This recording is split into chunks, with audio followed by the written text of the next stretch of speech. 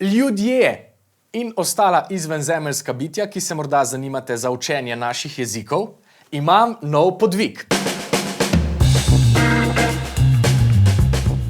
V 5 tednih se bom naučil tekoče govoriti švedsko. Torej, pozor, ne polomljeno in na pol, rad bi govoril z naključno osebo na ulici in se suvereno izražal. Kakšno je moje trenutno znanje švedščine?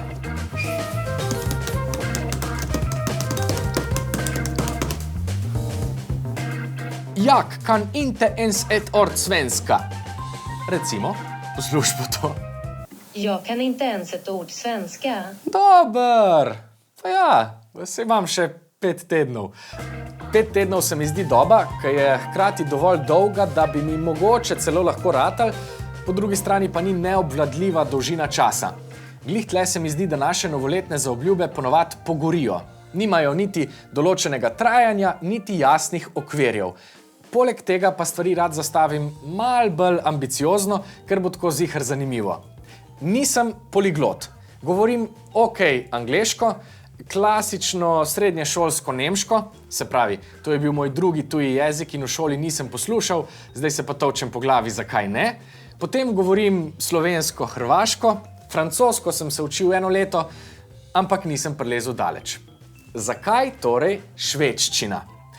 Ker ni tipičen tuji jezik in se mi mogoče pridruži še kdo izmed vas, k čemur vas mimogrede izrazito spodbujam, no pressure, ker se mi zdi relativno enostavna, nisem se še kaj dost pripravljal, mogoče se motim, ker je to jezik vikingov, halo, in ker moja žena kar obvlada švedsko in ne prenesem, da zna nekaj česar, jaz ne. Ne, hecam se. Rad bi se ji pridružil v skandinaviofiliji. To besedo sem si izmislil. Iskreno pa na švedščino gledam podobno kot na decimalke števila pi. Nisem se jih učil zaradi gole fascinacije s ciframi, ampak zaradi tega, ker me je zanimala tehnika. In tle me tudi. Prepričan sem, da za učenje jezikov obstaja cel kup pametnih metod, ki lahko to občutno izboljšajo in upam, da mi bo moje znanje dela s spominom prišlo kar konkretno prav, čeprav ga bo treba nadgraditi in posodobiti. Tako računam na relativno hitro učenje besedišča, vem pa, da je moja šibka točka posluh. Zelo slabo ponavljam naglase, melodije besed, ampak to lahko ziher izboljšam. V bistvu je to moje vodilo vedno in povsod. Vse se da naučiti, razen bočnega parkiranja. To je zmeri loterija.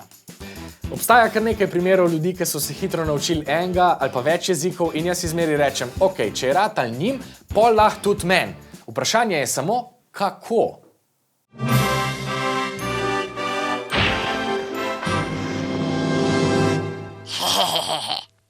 Tako ziher ne. Ameriška vojska ima mimogrede posebno lingvistično enoto, ki je zadolžena za izčrpno učenje jezikov. Oni imajo šnel kurze svetovnih jezikov v obdobju od 30 do 60 tednov in ful zanimive metode. Ena izmed njih je recimo učenje z izolacijo, kjer te za dan, 2, 3 ali pa celo dlje zaprejo v eno posebno območje, kjer govorijo samo tvoj željeni tuji jezik. Potem ti pa tam pripravijo različne simulacije življenjskih okoliščin, situacij, ti se moraš pa znajti. To je kar kul. Potem je na YouTubeu ogromno ljudi, ki trdijo, da so se naučili določen jezik, pogledal sem vse njihove videe, pogledal sem milijon TED Talkov. Tim Ferriss veliko govori o učenju tujih jezikov, on ima en svoj sistematiziran pristop prav za učenje večjih tujih jezikov v sosledju, vedno se tega loti enako, da je pol hitrejši. Večinoma pa je skupna točka vsem tem zgodbam velik interes. In jaz ga imam. Potem nek pameten pristop, tega bom poskušal zgraditi, na koncu pa se mi zdi, da igrifikacija. Zmožnost, da učenje spremeniš v igro, v majhne zabavne izzive in v tem uživaš. Tudi tukaj imam kar nekaj idej, konec koncev je ta serija točno to. Rad bi se učenja tujega jezika lotil na zabaven način. Vem, da to ne bo simpel, ampak sej nič ni. Doslej sem se učenja jezikov lotil relativno pasivno in največ, kar sem naredil, je bilo to, da sem nastavitve jezika na telefonu spremenil v tisti jezik, katerega sem se učil, ali pa zagnal Duolingo. Nekaj mi pravi, da to ni dovolj. Zdaj grem all in. 7. januarja, torej naslednji teden, uradno začenjam podvig Šved naj bo. Tako. Kaj pa naj zdaj? Že vem.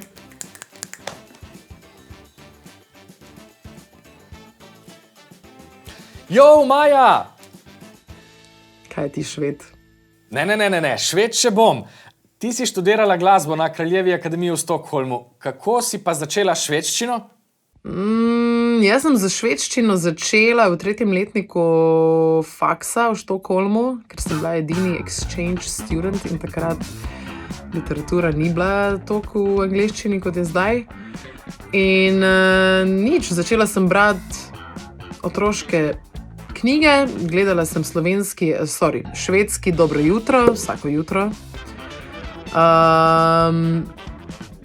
Moje najljubše opravilo je bilo recimo prevajanje zgodovine jazza v Google Translate, ampak je bilo tudi zelo produktivno, tako da tisto leto je bilo kar ornik, ja. Tako, potem pa en dan zbudiš in kar začneš nekaj razumeti in govoriti. Evo, na to stavim, to bi bila vrhunska metoda. Kaj pa je bilo tebi pri učenju švedščine najtežje? Po moje, da izgovorjava. Ok, mogoče malo slovnica na začetku, ampak potem pa izgovorjava, definitivno. Recimo črka 7 je sploh povzročala. Sem bila po moje 2 leti, da sem se jo naučila. Huj. 7. Huj. Ok, preden se zakoljem že takoj na začetku, a imaš pa kakšne, ne vem, tebi ljube glasbenike ali pa karkoli zabavnega v švedščini? Moja najljubša pop pevka je po moje Daniela Rotana ali pa Molly Sandén. Loreen itak valjda. Crazy. Moj najljubši influencer oziroma komik je Philip Dickman. Umiram od smeha. Filma se pa zdaj ne spomnim, čeprav sem jih gledala. Nanizanka Moran and Tobias. Moran och Tobias, förlåt. Tu sem se po moje naučila pol švedščine zraven, ki mi je bilo tako zabavno gledati. Tako da, ja, definitivno si je treba najti nekaj, kar ti je zabavno, ko se učiš novega jezika. Ok, super, hvala. Lepim vsa ta priporočila tudi spodaj v opis. Kaj pa bi me zdaj v parih minutah naredili še bolj šveda? A se naučim kakšne kletvice?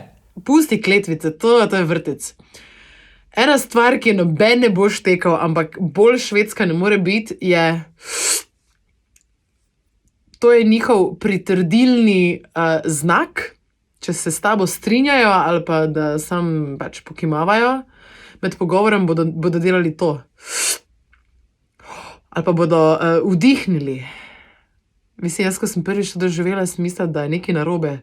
Potem pa sem ugotovila, da je to zelo skandinavski način prikimavanja. Tako da... Veš kaj?